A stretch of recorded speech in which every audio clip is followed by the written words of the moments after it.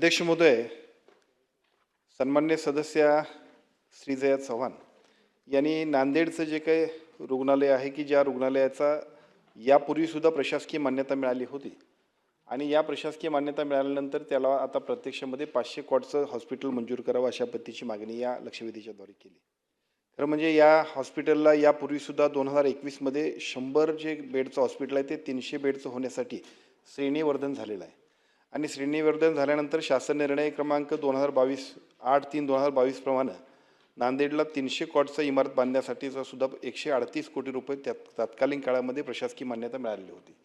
या प्रशासकीय मान्यतेनंतर याचं प्रत्यक्ष काम सुरू झालं नाही आणि त्याच्यानंतर या सगळ्या कामकाजामध्ये परत 9/10/2024ला जिल्हा रुग्णालय नांदेडला 300 कॉटवरून 500 कॉटचा श्रेणीवर्धन करण्यासाठीची मान्यता मिळाली। ही मान्यता मिळाली, परंतु याच्याबद्दलची प्रशासकीय मान्यता आजपर्यंत प्रशासकीय मान्यता झालेली नाही। दरम्यानच्या काळामध्ये आम्ही सगळी मंडळी सत्तेत आल्यानंतर आपल्या या सगळ्या एकूण कामकाजाचा आढावा ज्यावेळी आमच्या विभागाच्या वतीने घेतला त्यावेळी राज्याचे मुख्यमंत्री आदरणीय देवेंद्रजी फडणवीस साहेबांकडे याच्याबद्दलच्या 1-2 बैठका झाल्या आणि अगोदरची बांधकामं जी आहेत त्या अगोदरची बांधकामांचीच इतकी देयक आहेत की ती सगळी देयक आणि त्याच्याबरोबर ती इन्फ्रास्ट्रक्चर पूर्ण व्हायला पाहिजे, म्हणून नवीन ज्यांना प्रशासकीय मान्यता अद्याप दिल्या नाहीत अशा सगळ्या प्रशासकीय मान्यता प्राप्त नसणाऱ्या सगळ्या एकूणच सगळ्या हॉस्पिटलच्या आम्ही म्हणजे ज्याची टेंडर निघाले नाहीत अशा सगळ्या प्रशासकीय मान्यता आम्ही रद्द केल्या। त्याच्यामध्ये 1707 कोटीची कामं होती, त्याच्यामध्ये नांदेडचाही समावेश आहे। आता हे जरी असलं तरी ज्या पद्धतीनं सन्मान्य सदस्य आमच्या चव्हाणताईंनी या ठिकाणी प्रश्न उपस्थित केला आहे, नांदेड हे मोठं शहर आहे आणि या शहरातली एकूण असणारी तिथल्या पेशंटची संख्या आणि त्याप्रमाणे असणारी त्यांची मागणी या दोन्ही गोष्टी विचारात घेतल्या तर यापूर्वीसुद्धा आमचे सन्मान्य सदस्य आनंद तिडके यांनी मागच्या अधिवेशनामध्ये एक बैठक आयोजित केली होती आणि त्या बैठकीच्या वेळासुद्धा त्यांची मागणी तीच होती।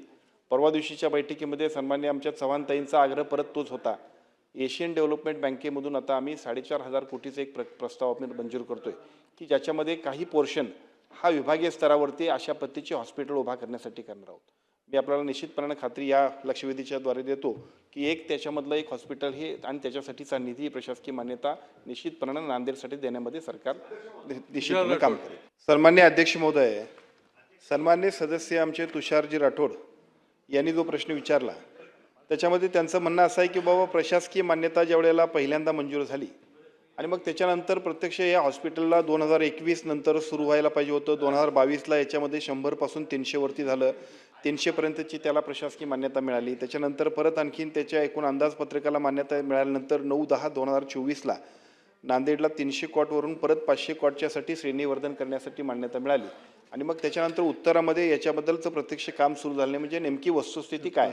मी मगाशी सुद्धा उत्तरात सांगितलं की याच्यातली वस्तुस्थिती अशी आहे की मधल्या एका मीटिंगच्या निमित्तानं ज्या वेळेला एकूण राज्यातल्या बांधकामाची संपूर्ण वस्तुस्थिती बघितली आणि प्रत्यक्ष जी पहिल्या टप्प्यात कामं सुरू झाली ती कामं पूर्ण झाली पाहिजेत याच उद्देशानं आम्ही ज्याची टेंडर्स निघाली नव्हती अशी एकूण कामं रद्द केली। त्या एकूण रद्द केलेल्या कामामध्ये याही हॉस्पिटलचा समावेश आहे। त्यामुळे हे हॉस्पिटल सुरू व्हायचा किंवा त्याच्याबद्दलचा प्रश्न उपस्थित होत नाही, परंतु आपल्या सगळ्यांची जी काय मागणी आहे नांदेड या ठिकाणी हे हॉस्पिटल आहे त्यामुळे एशियन डेव्हलपमेंट बँकेचा जो काही नवीन प्रस्ताव येईल त्याच्यामध्ये याच्यात आम्ही निश्चितपणे याची तरतूद करून निधीची तरतूद आणि प्रशासकीय मान्यता आम्ही देऊ।